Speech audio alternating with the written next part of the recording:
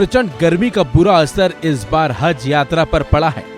बुरा असर ही नहीं, हज यात्रा में गर्मी से जान गंवाने वालों का आंकड़ा भी लगातार बढ़ रहा है। सऊदी अरब के मक्का में हज यात्रा के दौरान जान गंवाने वाले 1000 लोगों में से करीब 100 लोग भारत के थे। विदेश मंत्रालय ने जानकारी दी है कि इनकी जान प्राकृतिक कारणों, पुरानी बीमारियों और बुढ़ापे की वजह से गई है। लेकिन इसमें एक हैरान कर देने वाली बात यह है कि हज यात्रा में जान गंवाने वाले शख्स को सऊदी अरब में ही दफना दिया जाता है। उन लोगों को उनके ही लायक कफन में दफनाया जाता है। विदेश मंत्रालय ने जो जानकारी अभी तक दी है उसके मुताबिक इस साल 1,75,000 जायरीन हज के लिए मक्का गए थे।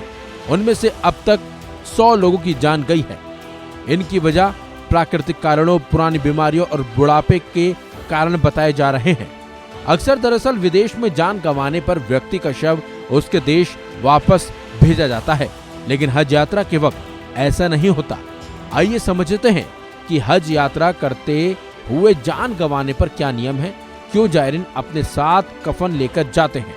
दरअसल इस्लाम धर्म में 5 फर्ज में से एक फर्ज है हज का। माना जाता है कि हर मुस्लिम व्यक्ति को जीवन में कम से कम एक बार हज यात्रा करनी चाहिए।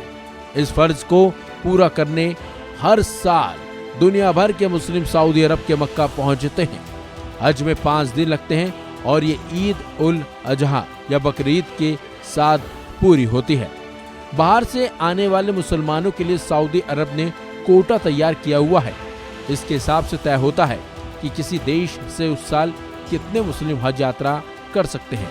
लेकिन जब किसी जायरीन की जान जाती है तो संबंधित देश के हज मिशन को इसकी सूचना दी जाती है।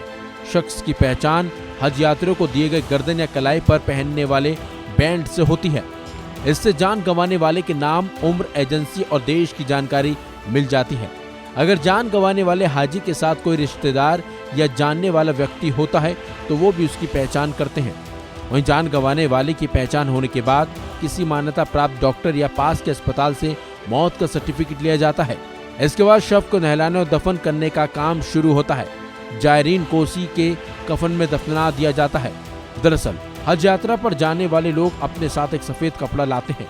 इसे ही कफन कहते हैं और इसी कफन में इन्हें दफना दिया जाता है। फिलहाल इस खबर में बस इतना ही। अपडेट्स के लिए बने रहिए वन इंडिया हिंदी के साथ।